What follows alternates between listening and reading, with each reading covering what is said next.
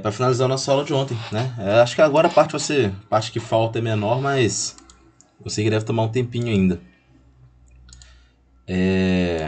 Compartilhar a tela aqui.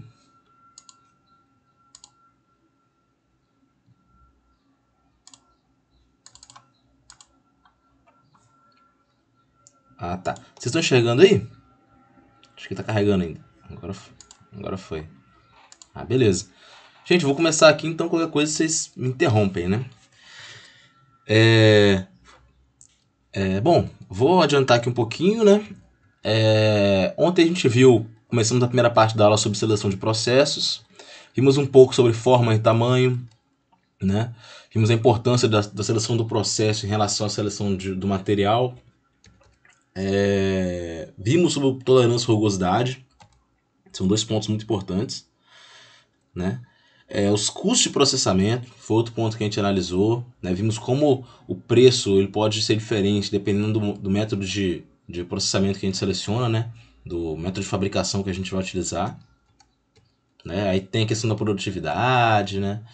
E enfim, do tipo de material, né? E enfim,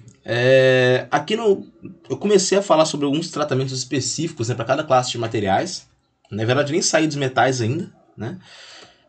Eu falei sobre efeitos de deformação mecânica, né, de trabalho a frio, quer dizer, o encuramento. Falei sobre a questão da textura que pode surgir com a deformação. Aí eu vim trazendo mais sobre alguns processos de fabricação específicos, né, como é o caso da fundição, né, destaquei alguns problemas que podem haver com fundição, algumas limitações do processo, né. A mesma análise foi feita para usinagem, né, de maneira bem abrangente, né, não tem como entrar aqui em todos os métodos de usinagem, e para metalurgia do pó. Né? Eu finalizei a aula de ontem falando sobre método de união. Né? Eu falei sobre união por soldagem, né? Comentei alguns tipos de soldagem por fusão, a importância do aporte térmico, né? Os vários tipos de processo de soldagem que a gente tem, cada qual adequado para cada situação, né? E os efeitos que cada tipo de soldagem pode ter no material. E no final eu parei aqui, né? Na parte de brasagem, né? Eu ia começar a parte de brasagem. Deixa eu ver se tem alguma solicitação aqui. Enfim, vamos lá. A brasagem é um processo que a gente costuma estudar junto da soldagem, né? A gente pode definir como a união de materiais iguais ou dissimilares pela interposição de uma liga, cujo ponto de fusão é mais baixo. Então é como se eu unisse dois materiais, né? Usando uma outra liga, uma terceira liga, de ponto de fusão mais baixo que dos materiais base, né? A brasagem é um processo de alta produtividade, ele é muito versátil, né? Ele é um processo de união que, embora ele seja estudado junto da soldagem, ele difere em alguns aspectos, né?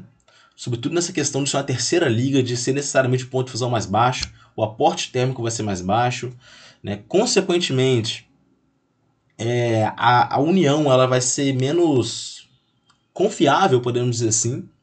Então é um processo que tem suas particularidades, né? A ideia, a partir da teoria, é que se duas peças fossem aproximadas de maneira bem íntima, né, de modo que átomos de uma interagissem com os átomos da outra, a gente teria uma ligação física perfeita. Né, e aí seria necessário grande esforço para separar, né, sem teoria. Né. Porém, essa distância de interação de forças é muito pequena, da ordem de décimos de nanômetro. Né? E por mais que o acabamento superficial seja bom, eu não consigo estabelecer esse contato íntimo entre átomos. Né? Então essa força de união ela nunca vai ser tão grande quanto a gente esperava em teoria. Né? Graças a essa questão de duas superfícies nunca serem totalmente assim possíveis se aproximar. Né? Não sei se já estão familiarizados com esse conceito, mas a gente sabe que na superfície de um material metálico, por exemplo, ela, por mais que ela pareça ser lisa e regular de fora, numa visão macro, até vezes microscopicamente pode parecer que ela é lisa e regular, ela na verdade ela é composta de vários picos e vales, como se fosse algo bem irregular mesmo. Né? Tanto que o atrito acontece exatamente pela interação desses picos e vales, que a gente chama de aspereza, né? Essa interação entre essas asperezas que gera a questão do atrito, né? Gera um aquecimento quando a gente desliza uma superfície em relação à outra, quando dá contato. Então é virtualmente impossível a gente gerar um contato 100% de uma superfície com outra. De maneira que ter essa ligação atômica bem forte entre elas não é possível de se alcançar. E aí, logicamente, a união vai ser mais mais frágil, né, de certa maneira. Bom, agora se tratando de abrasagem, surge a necessidade de a gente criar um modo de preencher essas asperidades ou asperezas entre duas superfícies, né? A ideia aqui é colocar um líquido, né? Esse líquido ele vai fluir e vai ocupar todos os espaços, né? Estabelecendo esse contato íntimo, né? É o mesmo recurso que é utilizado pela colagem, né? A abrasagem funciona partindo do mesmo princípio. Então a característica física mais importante de uma liga de abrasagem é sua capacidade de molhar o substrato, né? Sendo alta molhabilidade consequência da criação de uma interface de baixa energia. Então a ideia é que o metal fundido, esse terceiro metal que funciona para fazer a união, ele vai molhar uma superfície e vai aderir nela de maneira mais confiável. Muito embora essa união ela seja mais fraca do que na soldagem por fusão comum. Quando a gente faz união de dois materiais distintos, né, ou dissimilares, nós temos que nos atentar para a instauração de tensões térmicas oriundas de contração térmica diferencial. Nós sabemos que esse processo de brasagem pode acontecer, ele vai acontecer na verdade, em temperaturas elevadas.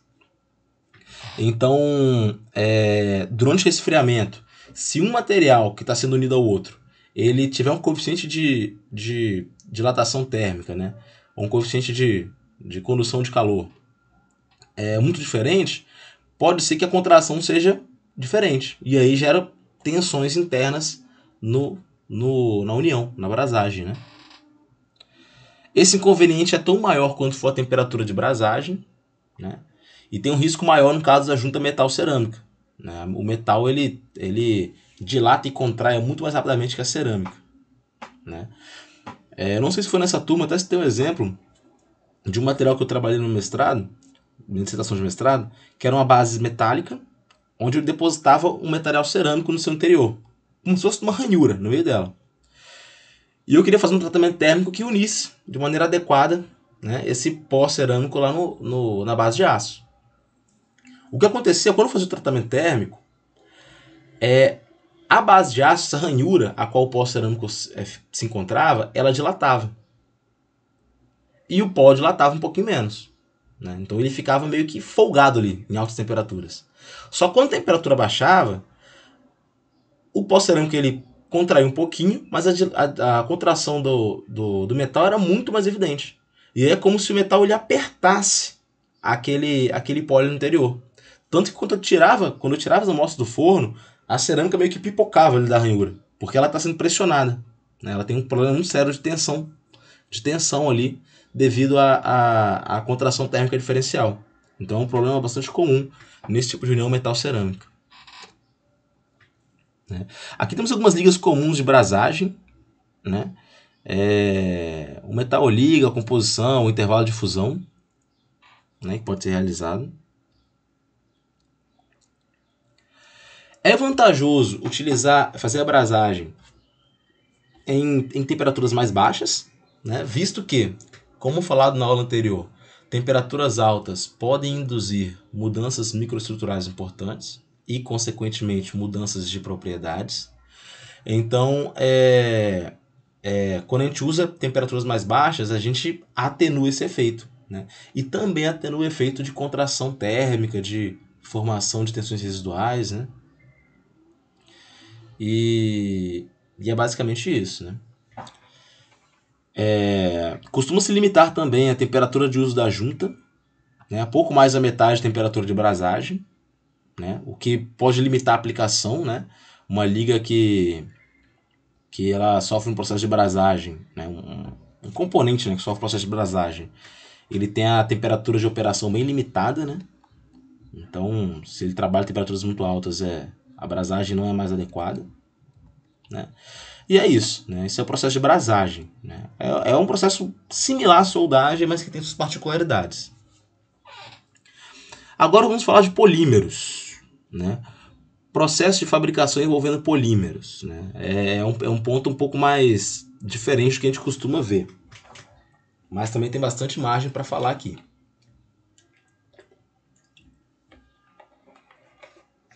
Bom, os polímeros podem ser facilmente processados com a forma final de utilização. Assim, muito embora seja possível adquirir barras, chapas, tarugos ou perfis e usá-los ou cortá-los para obter a configuração desejada, a atitude mais comum é conformar diretamente o produto, né? Os polímeros eles costumam ter ponto de fusão baixo, eles têm algumas propriedades que facilitam sua moldagem, né? Eles são bastante elásticos, né? Como exemplo. Então eu posso conformar diretamente o polímero, o que é feito mais comumente, né? Bom, o processamento de polímeros e borrachas, eu posso fazer várias analogias, né, com fundição, laminação e extrusão de metais, né, com moldagem, concreto e sopro de artigos de vidro. Os polímeros têm uma vasta gama de possibilidades em relação à fabricação. Geralmente, uma operação é suficiente para dar uma forma específica ao polímero. E geralmente não se precisa também de acabamento final, né? Aqui eu tenho alguns processos de fabricação para polímeros, né? Para termoplásticos, eu tenho a extrusão, a moldagem por injeção, moldagem rotacional, moldagem por sopro. Para termofixos, eu tenho processos mais simples, como fundição e moldagem, né? Um processo mais avançado e grande produtividade em relação a polímeros termofixos é o da moldagem automática por injeção. É um processo de moldagem específico, né, para esse caso. E de maneira geral tem a moldagem, extrusão e calandragem, que é um processo similar à laminação em metais, né? Esses são os processos mais comuns, né? Lembrando que termoplástico e termofixo, né, é uma distinção dos polímeros em relação ao comportamento desses materiais a um aumento ou redução de temperatura, né? Os termoplásticos eles tendem a amolecer em temperaturas mais altas e endurecer em temperaturas mais baixas. Os termofixos eles se mantêm, né? Eles não sofrem com esse gradiente de temperatura, eles se mantêm rígidos, né? A gente pode chamar eles até de termorrígidos, é outra denominação desses polímeros. Aqui eu tenho um exemplo dessa imagem mostrando cada tipo de operação, né? Ali em cima a extrusão, né, que é bem parecido com a extrusão de metais mesmo, né? Eu tenho um alimentador, eu tenho um molde, a peça ela vai sendo através desse parafuso sem fim, vai sendo empurrada ali da direita para a esquerda para sair a peça, né? Através dessa rotação. Eu tenho um aquecimento para facilitar a moldagem, né? Processo de extrusão. Novamente, alguns polímeros que são os termoplásticos, eles tendem a amolecer em temperatura alta. Quando eles amolecem, são mais fáceis de moldar. Eu tenho a moldagem por compressão, que é essa do meio aqui. Eu tenho o molde superior, eu tenho a cavidade, né? Eu tenho a parte inferior do molde. Eu faço a compressão para dar forma específica, né? É um modo de se fazer a moldagem de polímeros. Outra que à direita é a moldagem por sopro, né? Onde eu posso criar geometrias que são no interior vazias, né? Como se fossem ocas, né? Essa é a palavra correta, né? Que eu posso, como se eu pressionasse o material polimérico para as paredes desse recipiente, de maneira que seu interior fica vazio, como se fosse um método para fazer, por exemplo, um jarro de planta, né? Se ele fosse material plástico, né? Aqui eu tenho a calandragem, que é bem similar à laminação, só que eu tenho mais cilindros, né? E a maneira com a qual está arranjado esses cilindros e seu sentido de rotação vai definir a forma final do meu material. Aqui embaixo tem a moldagem por transferência, né? Onde eu tenho a carga, uma cavidade, eu vou ter a peça. É bem parecido com a de compressão, né? É um tipo de moldagem, é parecido, não é a mesma coisa. É que eu tenho moldagem por injeção, né? Onde eu tenho uma rosca, eu vou estar transportando essa peça para o interior, esse material para o interior dessas matrizes, onde vai tomar o formato da peça, né? São os vários processos aí, alguns dos processos possíveis para polímeros, né? Bom, o material polimérico ele pode sofrer alguns efeitos do seu processamento, né? Como alterações microestruturais, problema de contração e distorção, tensões residuais, efeito de orientação e linhas de junção, né? São 5 efeitos do processamento. Eu vou falar um pouco sobre cada um deles. Primeiramente, em relação a alterações microestruturais. Em todas as modalidades de processamento para polímeros, as taxas de resfriamento são muito altas, né? Então, eles se esfriam rapidamente, né? Além disso, essa taxa varia com a posição na peça, já que as camadas mais superficiais são expostas a velocidades de resfriamento muito mais altas que no centro.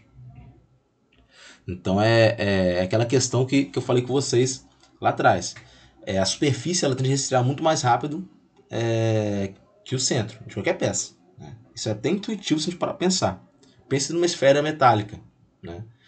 Se eu aquecer aquela peça, aqueci a temperatura muito alta e joguei dentro de um balde de água fria, a superfície ela vai resfriar até rapidamente. Só que o interior, o núcleo daquela esfera, ela demora mais a resfriar, né? A superfície ela troca calor tanto ela tem troca de calor por convecção, né? E da parte mais perto da superfície tem a condução. Então, o calor na parte mais externa de uma esfera, por exemplo, ele é tirado mais rapidamente do que na parte mais interna. Então, esse é um problema que pode haver. E essa diferença de temperatura vai induzir, no resfriamento, né, na contração, tensões internas também, que são sempre indesejáveis. Toda vez que vocês olharem em algum artigo, em outra disciplina, tensões residuais, tensões internas, é sempre indesejável. É como se o metal, mesmo ele estando intacto, ele no seu interior ele estivesse totalmente tensionado, precisando de um pequeno esforço para dar início a uma microtrinca que vai crescer e gerar uma trinca maior. Então, tensões internas são, no geral, indesejáveis, né?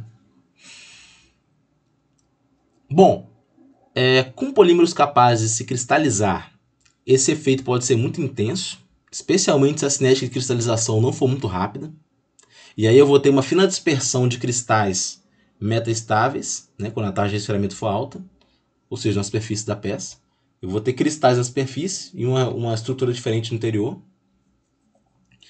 E aí o polímero, no geral, ele vai ficar muito heterogêneo, né? É como se eu tivesse cristais sendo formados de maneira desigual em toda a peça, né? É importante lembrar, na verdade, que o polímero ele não é necessariamente cristalino. Ele pode ser completamente amorfo, pode ser completamente cristalino, mas o mais comum é que ele seja parcialmente cristalino, né? E o grau de cristalidade, de cristalização, ele vai influenciar nas propriedades do material, do polímero. Um exemplo aqui está até mostrado aqui no slide, né? A densidade. A densidade de um polímero cristalino é muito diferente da densidade de um polímero amorfo.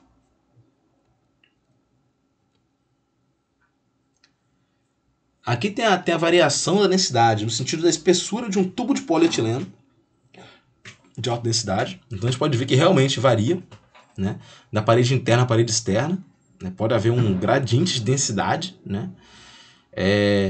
Devido ao grau da cristalinidade da parede interna ser maior que a do tubo, que é do exterior, né, do tubo. Então a parede interna é mais cristalina, então tem uma densidade maior. A parede externa é menos cristalina, devido a esses efeitos de variação rápida de temperatura, nós temos esse problema, né? Tem essa variação de densidade.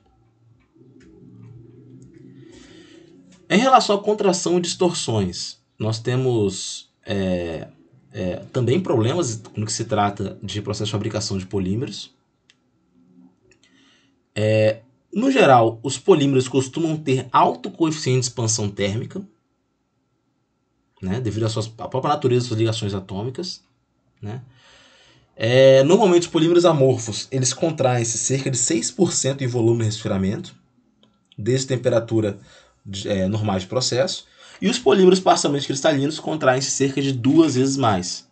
Então, de polímero amorfo para cristalino, eu vou ter uma diferença muito grande na contração, que vai gerar também tensões internas. Outro ponto é que essa contração térmica ela é anisotrópica, né? Ela vai ser dependendo da direção, se houver algum tipo de orientação molecular, né? Não sei se vocês lembram aí de Mateco 2, mas pode ser que as moléculas sejam alinhadas em algum sentido, né? Ou pode ser cruzada, pode ser aquele emaranhado, né? Isso vai mudar. Então a contração térmica ela é anisotrópica se houver orientação molecular. A contração vai acontecer apenas em uma direção, né? Na verdade, ela vai ser menor, na direção que vai ter o maior número de ligações covalentes, né? Só lembrando que o polímero ele é feito de várias cadeias moleculares, né? Dentro da cadeia, eu tenho ligações que a gente fala que são ligações intramoleculares, que são ligações covalentes, são ligações fortes, né? Entre uma cadeia e outra, eu tenho ligações de Van der Waals, ligações secundárias, né? Então, na direção da cadeia, eu tenho propriedades. Na direção perpendicular, transversal, ou seja, na direção que na direção das ligações de Van der Waals, eu tenho outras propriedades, né? Até porque a força das ligações é bem diferente. Então a contração térmica ela tende a ser menor na direção que temos o maior número de ligações covalentes. Bom, a contração é um efeito conhecido que deve ser levado em conta no projeto, devido à multiplicidade de processos. Contração é algo que provavelmente, independentemente do material que vocês vão trabalhar, pode ser que vocês tenham esse problema, né? Porque vários processos, vários métodos de fabricação levam em consideração a contração. Tá bem? A parte de contrair a contração térmica que vai gerar problemas na fabricação de materiais. Eu já falei que na fundição tem problemas relacionados a isso, na metalurgia do pó também, né? Ou seja, para metais eu tenho, aqui para polímeros eu tenho também. Que nos polímeros é especialmente complicado, né? Porque eu tenho uma contração mais evidente em uma direção do que em outra, então é algo que é bem mais complexo, mas é um problema sério também. Para polímeros flexíveis em temperatura ambiente, a contração causa encurvamento da superfície. Eu posso formar concavidades, né? Esse efeito é mais pronunciado em polímeros parcialmente cristalinos, em projetos de paredes de grande espessura.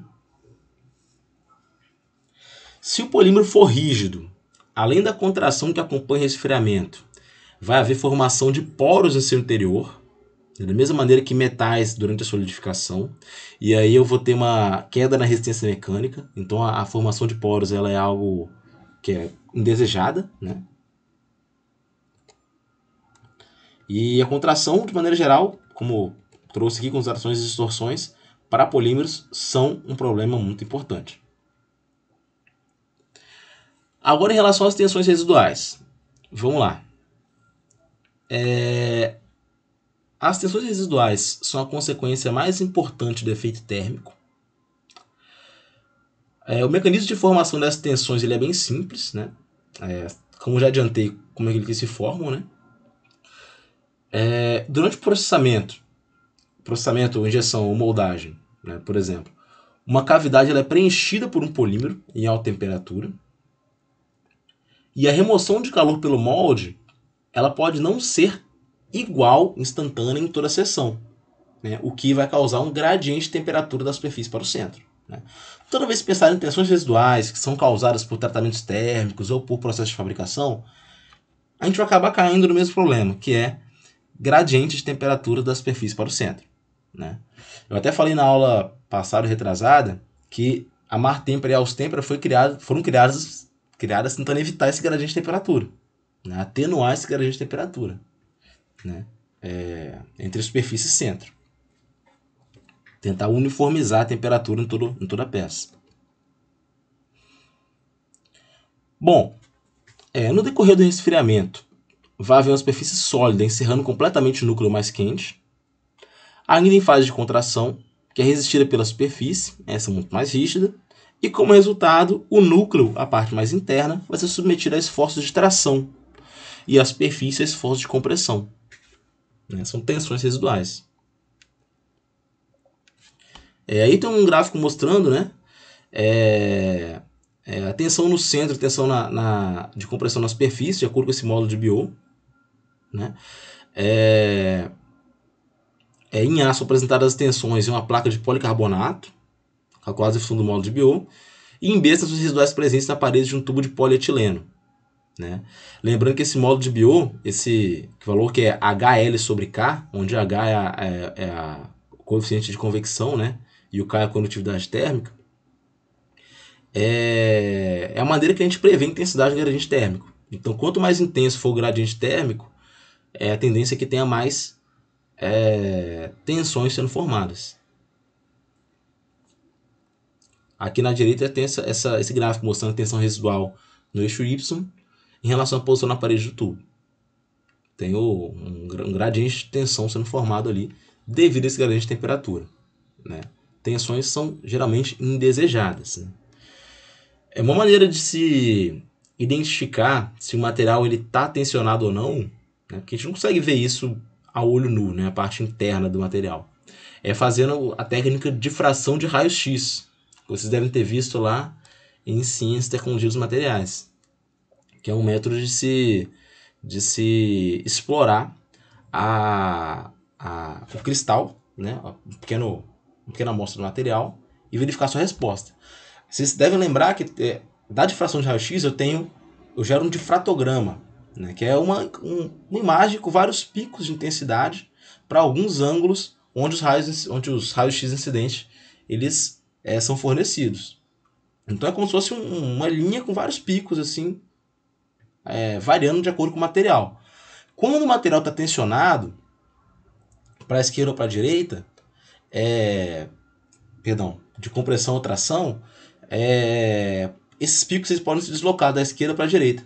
Né? Então, se eu tiver todos os picos, identificar que todos aqueles picos são correspondentes a, por exemplo, alumínio, mas eu vejo que eles estão um pouco deslocados, eles estão atingindo um ângulo um pouquinho menor que deveria atingir, aquele 2θ, é porque está havendo um estado de tensão interno ali, mais elevado.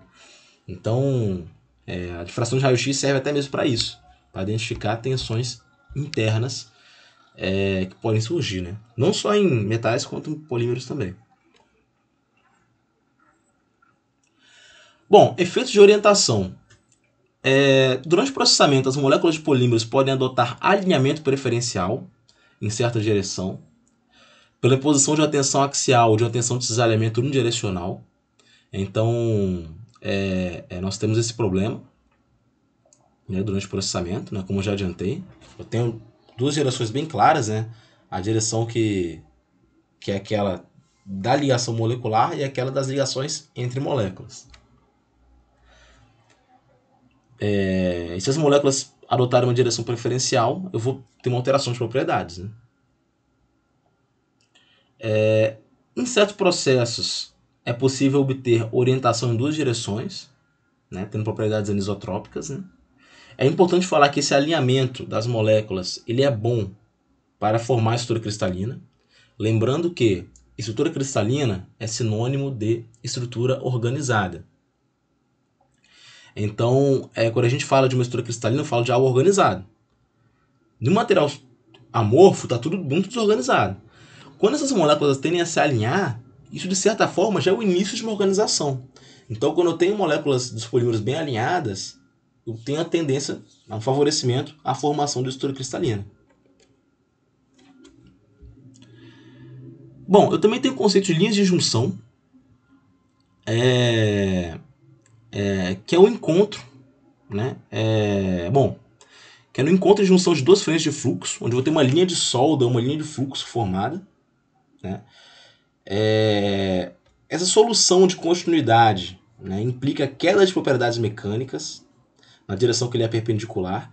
É como se houvesse de certa maneira, eu posso fazer a analogia com um contorno de grão, né, que é uma linha de junção entre duas frentes de fluxo, né. Obviamente, a ligação perpendicular ela tende a ter propriedades mecânicas menores, por aquela questão de as ligações intermoleculares serem mais fracas. Aumentar a temperatura do polímero durante o processamento atenua esse problema, né? Atenua ligeiramente, né? Porém vai causar maior contração, vai causar outros distúrbios, né, no fluxo de material. Então vai ser... vou amenizar um problema e vou piorar outros, né? Então talvez não seja tão interessante, né?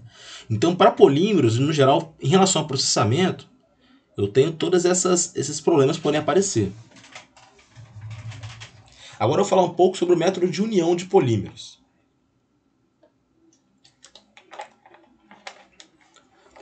Bom, quando duas superfícies do mesmo termoplástico têm que ser unidas, os métodos disponíveis são placa quente, que é calor e pressão mantidos por 15 segundos, soldagem por fricção rotacional ou vibratória.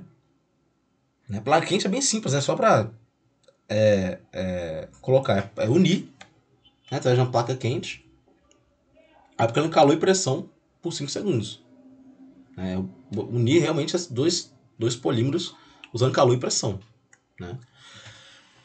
Eu tenho soldagem fricção rotacional ou vibratória, que é friccionar superfícies com velocidade e pressão altas para fundir os polímeros por meio do atrito. Né? Como se eu tivesse dois discos girando em sentido contrário em contato, de maneira que depois de um tempo eu não consigo distinguir qual disco é qual, eles vão se unir. Porque aumentou a temperatura, eles vão acabar se unindo ali devido à velocidade e à pressão que é colocada. Eu tenho a soldagem ultrassônica, que é o método de soldagem mais específico para polímeros, onde o cristal piezoelétrico transmite para as vibrações, para as peças, né, vibrações longitudinais. Uma das superfícies a serem soldadas é desenhada de modo a formar um concentrador de energia, no qual a energia ultrassônica é convertida em calor. Então usar a energia do ultrassom para se tornar calor e fazer uma soldagem. Então, não tem muito mistério nesse sentido.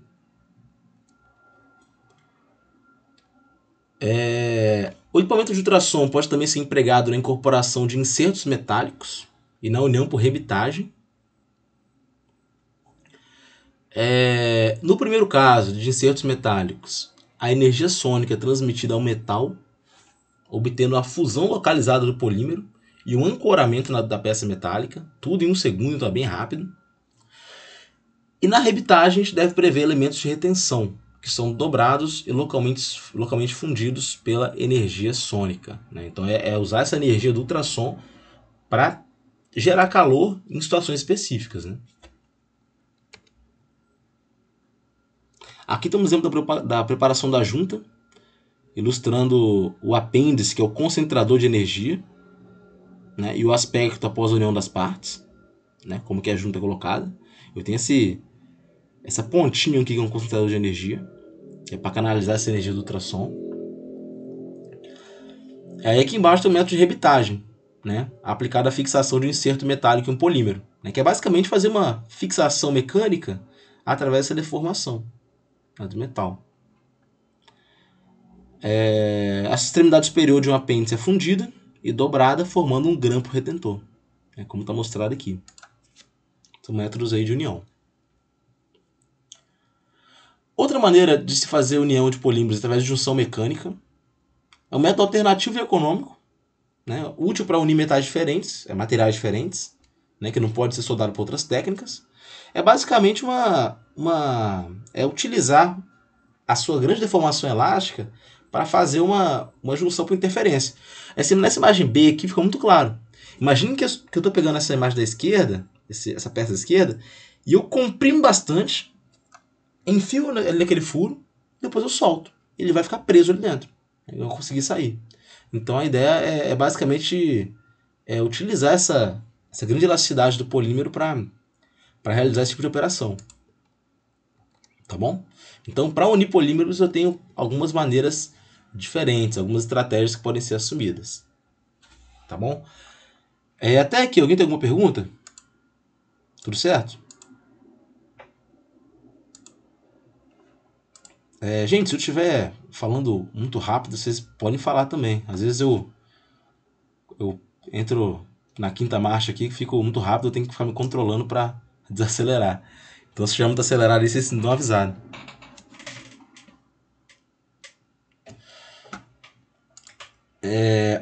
Bom, cerâmicas, para fechar. As propriedades de cerâmicas são muito influenciadas pelo tipo de processamento que nós vamos usar. Para selecionar cerâmica, para qualquer aplicação, é muito importante que a gente conheça como que ela foi processada, porque dependendo da forma que ela foi processada, pode ter uma variação muito, muito grande nas propriedades. Tá bem? Para cerâmicos, tamanho, complexidade de formas, volume de produção são variáveis que influenciam na seleção de processo. Além, é claro, da capacidade da cerâmica capacidades individuais em relação a propriedades mecânicas, né? De se comportar quando submetidas a um esforço mecânico.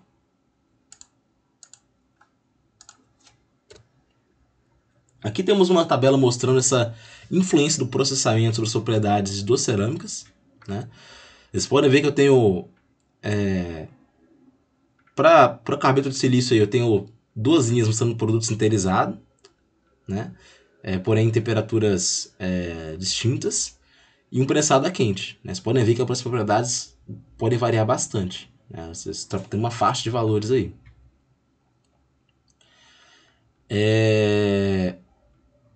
Para esse segundo composto, né, esse composto de silício e nitrogênio, eu tenho 3 processos, né, sinterizado, prensado a quente e processado por reação, né, onde eu tenho uma variação grande de propriedades, mesmo sendo o mesmo composto.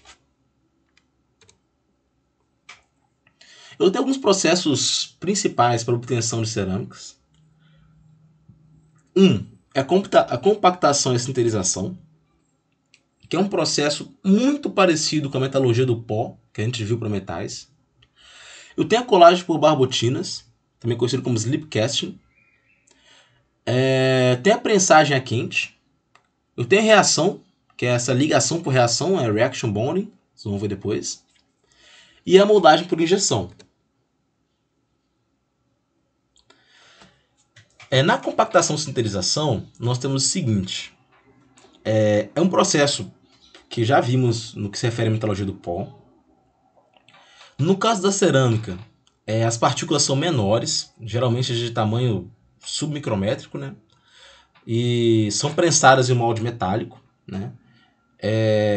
Então a ideia para cerâmica, isso aqui eu posso falar até com propriedade, porque eu já até realizei esse processo para cerâmico. Eu vou ter um molde, um compactador metálico, né? Eu vou colocar nesse compactador um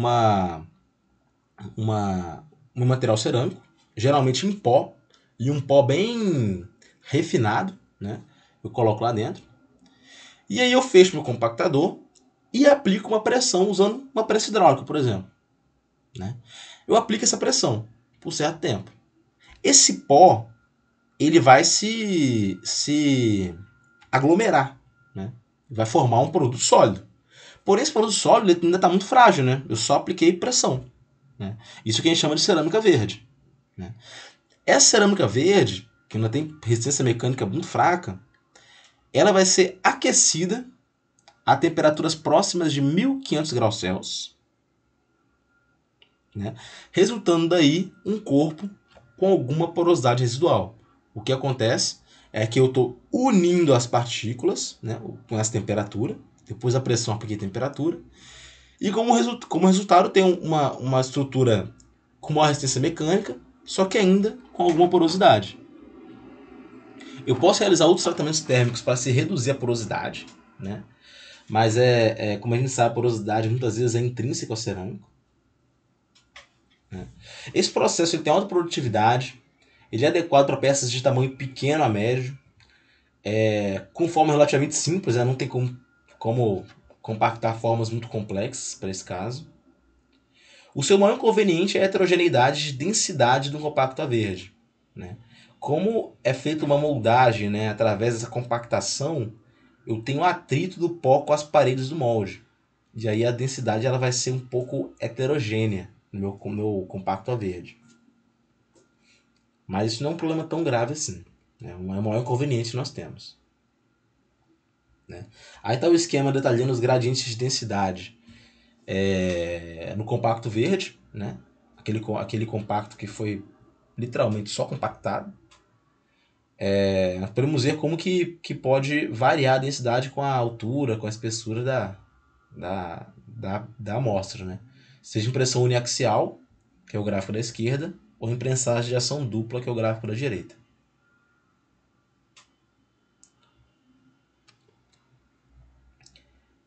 Essa heterogeneidade vai causar variações de porosidade na peça sinterizada, né? Sinterização, novamente, é aquele processo de aquecimento final. Ou vai gerar algumas alterações dimensionais, também heterogêneas. Quando essas variações de densidade são incompatíveis com o produto, com a qualidade final desejada do produto, ou quando o desenho da peça é muito complexo, nós podemos usar a compactação isostática, que, como eu já falei para a metalurgia do pó, é um método onde a pressão ela é aplicada mais uniformemente, né, com o molde de borracha. Feito no vaso de pressão, com pó envolto no molde de borracha, é algo um pouco mais complexo. A compactação isostática transmite pressão ao molde de maneira completamente uniforme, né? E o resultado, obviamente, é melhor uniformidade de propriedades. Uma variante do processo de sinterização é a sinterização em presença de fase líquida, que vai preencher os poros e assim facilitar o transporte de massa necessário para a sua eliminação. Então a ideia é que esse processo ele preencha os poros e facilite esse transporte de massa. Porém, a presença da fase líquida reduz a resistência mecânica quente da cerâmica, né? Por outro lado, são possíveis menores temperaturas de sinterização, o que vai contribuir para limitar o tamanho de grão final do material cerâmico. Então tem os lados positivos e negativos. Outra opção de processo é o que a gente chama de prensagem a quente, que é executado em moldes de grafite, né? O grafite que tende a aumentar sua resistência mecânica com a temperatura. Esse processo é muito rápido e obtém propriedades superiores àquelas obtidas através da compactação ou sinterização convencional, né? A prensagem a quente. A aplicação simultânea de pressão e temperatura reduz as temperaturas de sinterização e densifica materiais que incorporam constituintes de difícil sinterização, como alguns compostos cerâmica-cerâmica. Então a ideia aqui é utilizar a temperatura junto da pressão. E a partir disso, eu não preciso chegar em temperaturas mais altas e vou ter uma melhor densificação. É o que a gente chama de prensagem a quente. Outro método de fabricação de cerâmicos é o método da reaction bonding, né, que é a reação, a ligação por reação. É utilizado apenas para cerâmicas baseadas em silício. São reações que acontecem em alta temperatura e vão promover a ligação dos reagentes. As propriedades obtidas são piores do que aquelas para cerâmicas sinterizadas, né, porque esse método de reação ele vai gerar um grau maior de porosidade. Além disso, sempre vai haver excesso de silício, que vai prejudicar as propriedades em alta temperatura, podendo causar alguns inconvenientes em alguns processos de união, como brasagem, né? Tanto cerâmica com metais, quanto cerâmica contra cerâmicas. Cerâmica metal ou cerâmicas com outras cerâmicas, né? Uma vantagem das cerâmicas assim produzidas é a pequena retração durante o processamento, que vai permitir que a usinagem seja realizada no compacto verde, né? Não vai ter uma retração durante o processo, né? E é um método que é basicamente limitado ao silício, né? Então não é tão amplo assim. Há ligas contendo silício, né? Eu tenho colagem por barbotinas, que é um método que a gente deve, não sei se vocês lembram lá de Mateco 2, mas a gente já viu ele antes, né? Onde eu tenho um molde de gesso, no qual é vazado uma mistura de pó cerâmico e água. Tem um molde de gesso, eu vou vazar essa mistura de pó cerâmico e água. O próprio molde ele vai retirar a água por capilaridade, né? E é possível criar formas complexas dessa maneira, né? Já que eu posso ter um molde de gesso de formas diferentes, né? Formas bem distintas. E depois que eu faço esse processo de vazagem da mistura do pó cerâmico e água, eu faço sinterização. Esse método é muito manual, né? A produtividade é relativamente baixa. Os tempos de secagem são longos, né? Especialmente para peças com paredes mais grossas, né? Que vão demorar mais a secar. Eu tenho que dar tempo para essa água ela ser tirada aí do interior do molde, né? Qualquer composição cerâmica pode ser moldada assim, então essa é uma vantagem, né? E o custo operacional é baixo, né? Além disso, é possível produzir peças com dimensões bem maiores do que aquelas obtidas por sinterização, alcançando tipicamente cerca de 20 kg. Pias e vasos sanitários são os exemplos mais comuns de produtos obtidos por colagem de barbotinas, né? Que é basicamente jogar pó cerâmico e água dentro de um molde de gesso, esperar a água sair, né? O gesso chorar a água, depois eu faço a sinterização, eu já tenho meu produto, né? Obviamente tem que esperar esse processo de extração da água, que pode ser demorado. Eu tenho a moldagem por injeção. Esse é o processo padrão para cerâmicas tradicionais, que tem grande quantidade de argila, que vão ter grande plasticidade, né? Então, grande capacidade de deformar sem fraturar, né? Plasticidade. É possível viabilizar formas complexas, né? A viabilização de formas complexas também despertou interesse de fabricantes de cerâmicas avançadas, né? E adicionar alguns agentes orgânicos permite a utilização desse processo em produtos cerâmicos de grande desempenho, né? Então, esse processo de moldagem por injeção ele tem essas vantagens aí, né? De se poder utilizar formas complexas, né? E melhorar o desempenho de alguns produtos cerâmicos. O que acontece é que a mistura ela vai adquirir plasticidade necessária em temperaturas e pressões moderadas, 250 graus Celsius, 70 megapascal, são valores razoáveis de temperatura e pressão, sendo injetada e retirada do molde após o resfriamento. Eu vou injetar no molde e vou resfriar e vou retirar após o resfriamento. O equipamento são extrusoras e as máquinas de injeção são parecidas com aquelas usadas na indústria de polímeros ou metais, mas o ferramental é um ponto crítico, porque as cerâmicas elas são muito abrasivas, né? Elas têm a capacidade de desgastar facilmente o ferramental, né? Tendem a ser muito duras, né? Bastante perigosas em relação ao desgaste. São abrasivas. A liberdade de formas é grande, mas é necessário que a seção transversal seja constante. É a única restrição do processo. A moldagem por injeção tem algumas vantagens, como mostrado aí. Eu posso usar tolerâncias dimensionais pequenas, né? Mas tolerâncias menores. O que, obviamente, em alguns casos, pode diminuir o custo de usinagem. Né? Se o acabamento superficial ele já for bom, direto do processo de moldagem por injeção, eu posso dispensar a usinagem posterior. Nesse caso, tem alta produtividade e tecnologia facilmente automatizável. Eu tenho a obtenção de formas complicadas. É aplicável a uma grande variedade de tipos de pós, como vidros, cerâmicos e metais, né? E gera um bom acabamento superficial.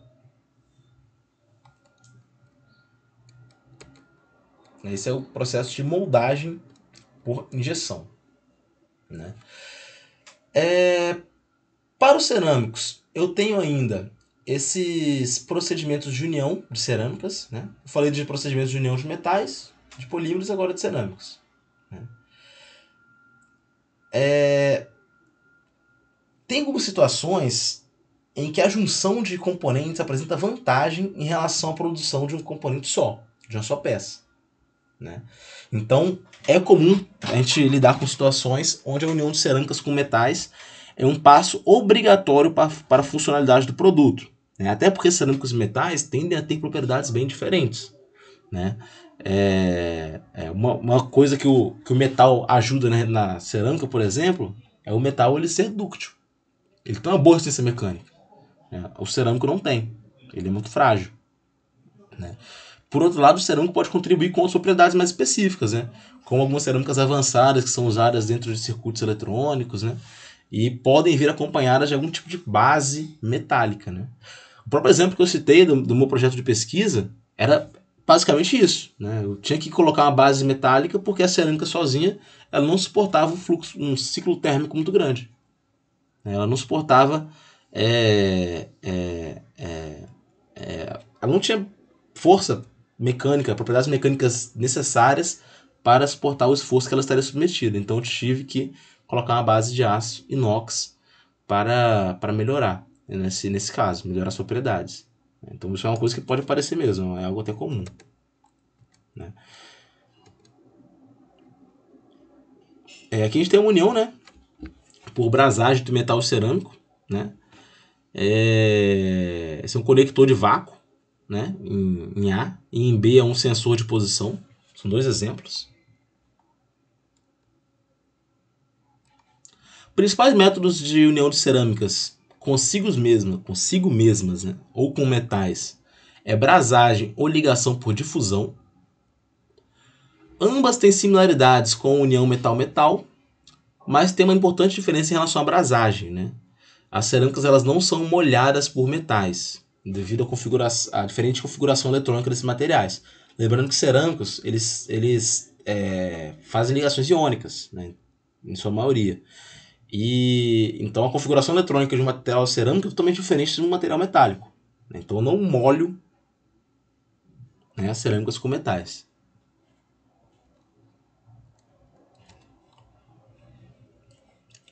Essa dificuldade aí eu supero quando eu coloco na liga de brasagem alguns elementos que vão reagir com a cerâmica, formando produtos que aí sim serão compatíveis com ela, né?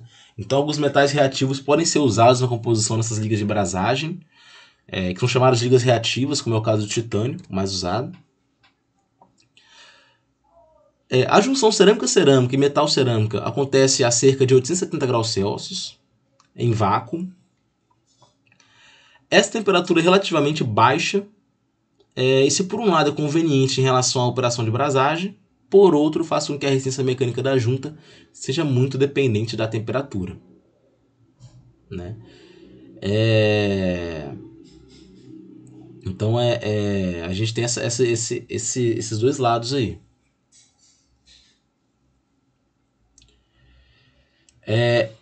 Essa questão tem pouca importância para aplicações eletrônicas, mas é primordial quando a resistência à oxidação e as altas temperaturas é o objetivo da união. Então, para junções visando aplicações eletrônicas, não tem muito problema da resistência mecânica ser dependente de temperatura. Mas quando eu falo de resistência à oxidação e altas temperaturas, isso é sim um grande problema. A gente fala de cerâmicas assim, mas é porque quando a gente fala de corrosão, geralmente a gente pensa de maneira imediata em metais. Só que materiais cerâmicos eles também podem ser vítimas aí de um processo corrosivo, uma oxidação, né? Sobretudo em altas temperaturas. Qualquer que seja a liga de brasagem, a junta vai sempre experimentar uma grande excursão térmica, né, entre a temperatura de fabricação e a temperatura ambiente, né? Vai haver essa distinção, essa variação. Assim, durante o resfriamento, tensões originadas da contração térmica diferencial do metal e da cerâmica vão se congelar, resultando no que a gente já viu várias vezes aqui, que são as nossas tensões residuais, né? Para cerâmicos, tensões residuais são especialmente perigosas, porque esses cerâmicos são muito frágeis, né? E já são frágeis. Eu estou inserindo um agravante que vai favorecer a formação de uma microtrinca em seu interior. E uma formação de microtrinca, para a formação de uma trinca longa do seu crescimento, é um pulo, né? A gente sabe que em materiais frágeis, como alguns cerâmicos, a trinca ela pode crescer na velocidade próxima do som. Então é algo que acontece quase imediatamente para a gente, né? Pode gerar uma falha catastrófica. Essas tensões residuais, quando formam um par metal-cerâmico, elas podem ser amenizadas quando eu tenho coeficiente de expansão térmica similar.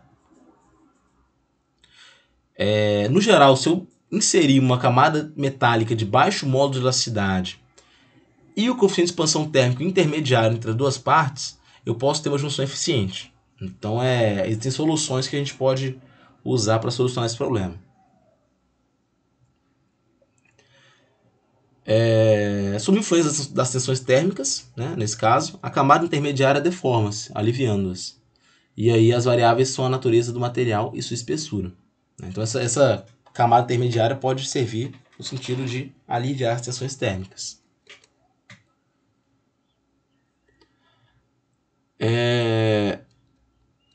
As considerações feitas a respeito de brasagem metal cerâmico têm validade para produtos que operam em temperaturas moderadas e nos quais a alumina aparece com frequência.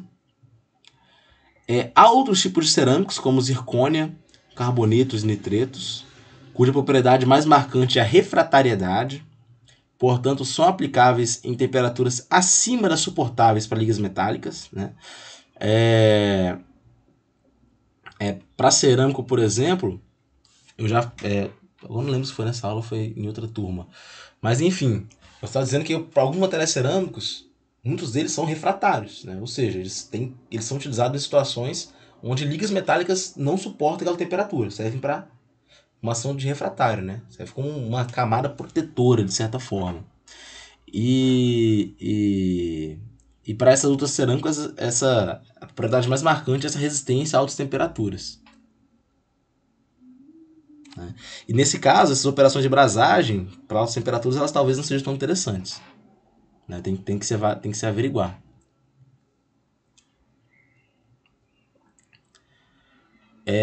Se eu realizar brasagem em temperaturas muito altas, de operação, vai haver a continuação das reações que promoveram a união das partes e o consequente aumento da espessura dos produtos dessas reações, que geralmente são intermetálicos frágeis. Então nós temos esse problema. Aqui eu tenho a microfotografia eletrônica, né, de varredura, de um MEV. E a imagem de raio-x, né, que está bem ruim de ver, né, nessa imagem. Da região interface de uma junção entre nióbio e alumina. Né? A gente pode ver que a fase rica em titânio está migrando de um lado para o outro. Né? Fazendo esse papel.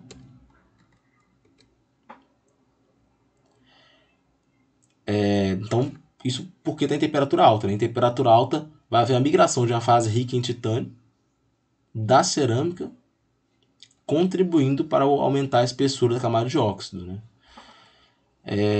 Daí a gente pode concluir que temperaturas da ordem da metade da temperatura de fusão da liga de brasagem são suficientes para manter essa reação ativa.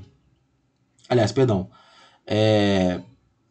Aliás, não ativas mesmo, né? Além do grau ótimo, né? Que são as responsáveis pela união. Então a ideia é nunca utilizar uma mistura metal-cerâmica, né? Uma junção metal-cerâmica que foi unida por brasagem em temperaturas acima de metade da temperatura de fusão dessa liga de brasagem.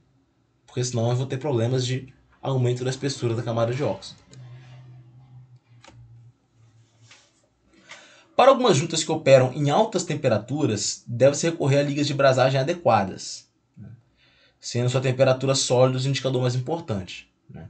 Tem uma tabela no próximo slide mostrando as principais ligas de brasagem usadas, a união cerâmico-cerâmico, em união metal-cerâmico, mas não exclusivamente. E as características mais importantes para o processo de seleção, né? Um aspecto comum a todas elas é a presença do elemento reativo, né? Aqui, como vocês podem ver, temos algumas ligas, né? Seu nome é comercial dos catálogos, a sua composição, né? A linha líquidos sólidos e a aplicação, né? Linha líquidos sólidos que a gente pode estimar mais ou menos como uma linha de fusão, de fusão, e uma faixa de temperatura de fusão dependendo da composição, né? E então temos aí, né? Em que situação são aplicadas cada uma dessas ligas. Aqui temos a classificação de algumas famílias de ligas de enchimento em função da temperatura de brasagem, né? O ouro pode ter ligas de enchimento de ouro para temperaturas muito altas. O níquel pode ter temperatura alta também, logo depois o cobre, a prata e, por último, obviamente, o alumínio, que tem um ponto de fusão mais baixo.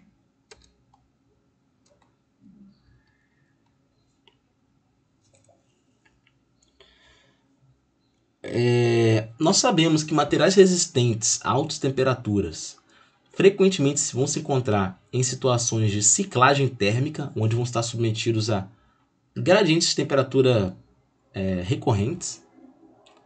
Uma comprovação experimental está mostrada na imagem a seguir, né, no próximo slide, que é a liga de brasagem Tico-Sil, né, que é da empresa, né? Eu particularmente não conheço essa empresa, mas é o nome comercial. E a figura mostra o efeito dos ciclos térmicos e da severidade de resfriamento na estanqueidade a vácuo das juntas, né? Aqui eu tenho algumas amostras provadas, o número de ciclos variando e o resfriamento feito de 3 maneiras diferentes: a ar, água a 20 graus Celsius e água a 4 graus Celsius, né? Vocês podem ver que amostras aprovadas em porcentagem para resfriamento a ar é melhor. Por quê? O resfriamento a ar é mais lento, né? Um resfriamento a água, mas a água a 20 graus Celsius, eu até tenho algumas amostras aprovadas para 5 ciclos, por exemplo, né? Mas a 4 graus Celsius, né, aquele choque térmico, aquela queda abrupta de temperatura, já não são bons sinais para juntas serem aprovadas, né? Em relação à estanqueidade a vácuo, tá? Ou seja, ter realmente uma boa união, né? Gente, para finalizar a aula de hoje, vamos falar de adesivos, né, que recentemente tem conquistado um grande avanço, né?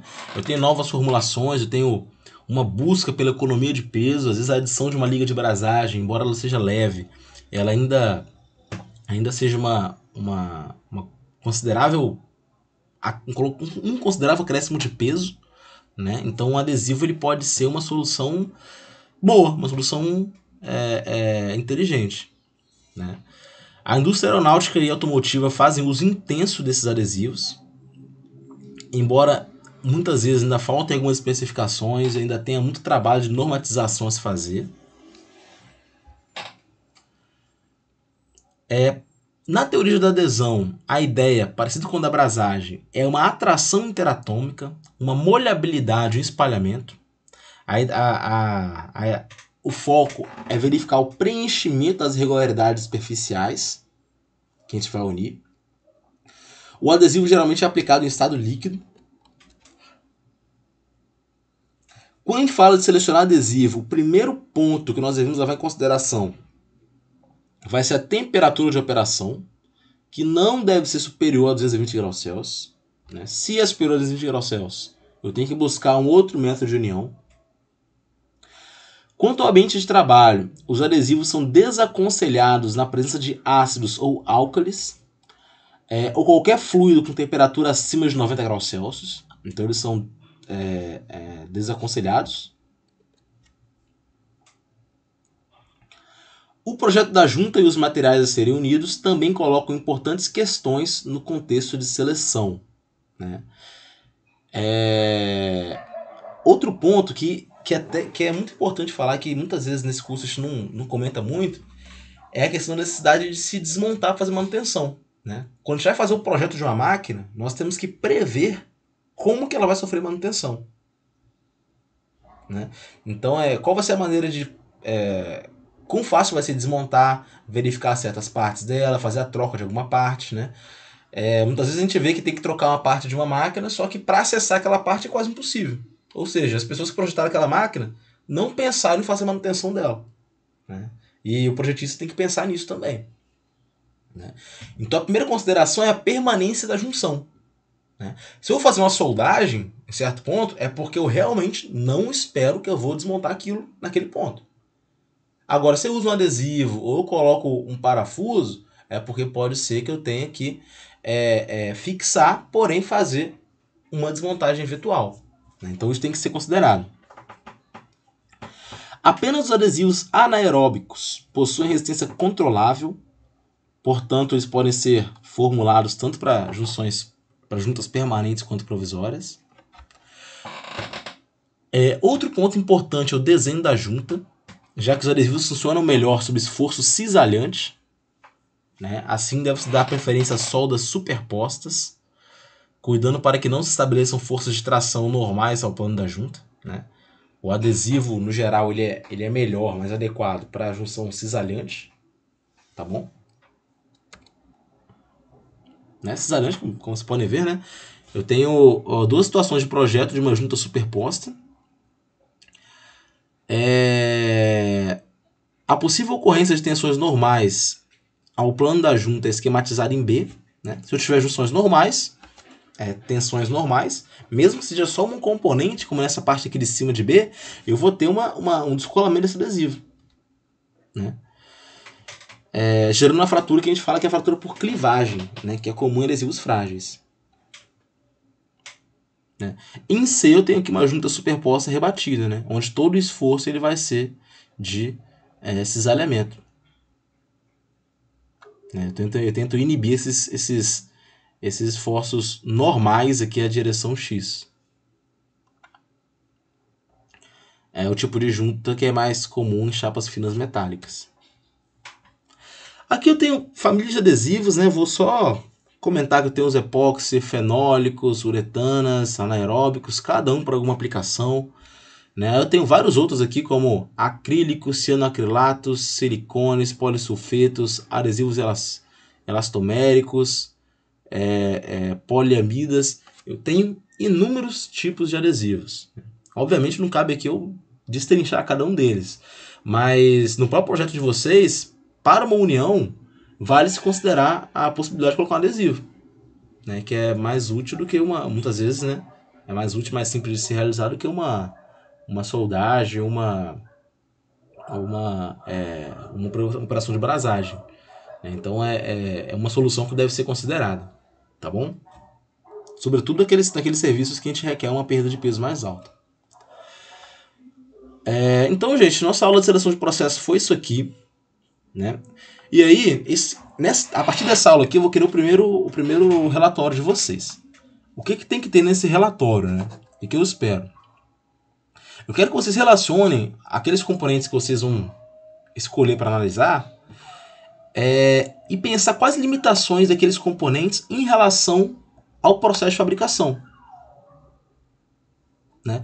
Por exemplo, se eu tenho um componente que ele vai trabalhar a temperatura de acima de 1000 graus Celsius, eu sei que eu não posso usar uma brasagem. Né? Eu sei que eu não posso unir através da brasagem. Né?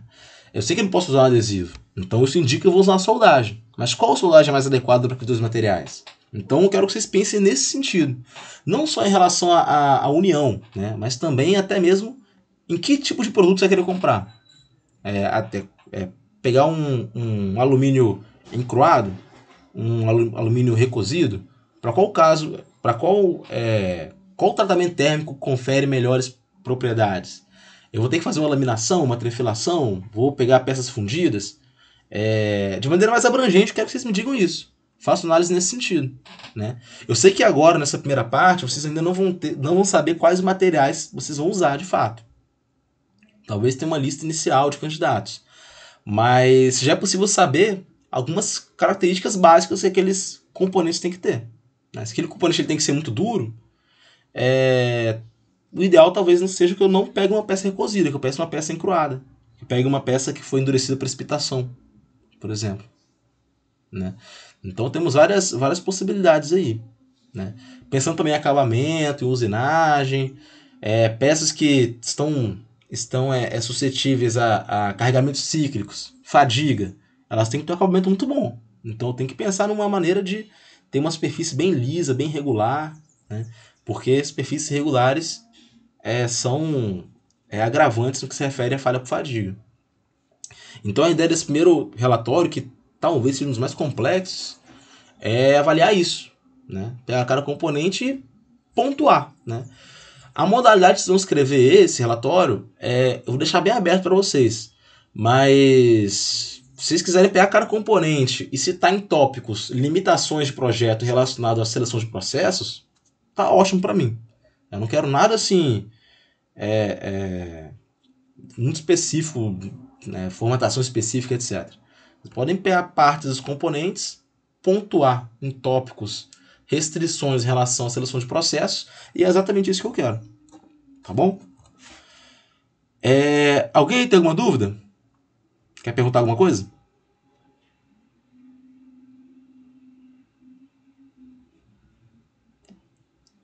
Ah, tá. Então, beleza, gente. Eu sei que a gente fica com dúvida mesmo quando a gente vai botar a mão na massa, né? Então, eu quero que vocês... Aquele grupo que eu fiz lá pra gente, vocês podem perguntar qualquer coisa nele. É até bom que vocês perguntem nele, não no privado, porque às vezes eu respondendo um, eu já tiro dúvida de outro, né? E aí a gente vai caminhando pra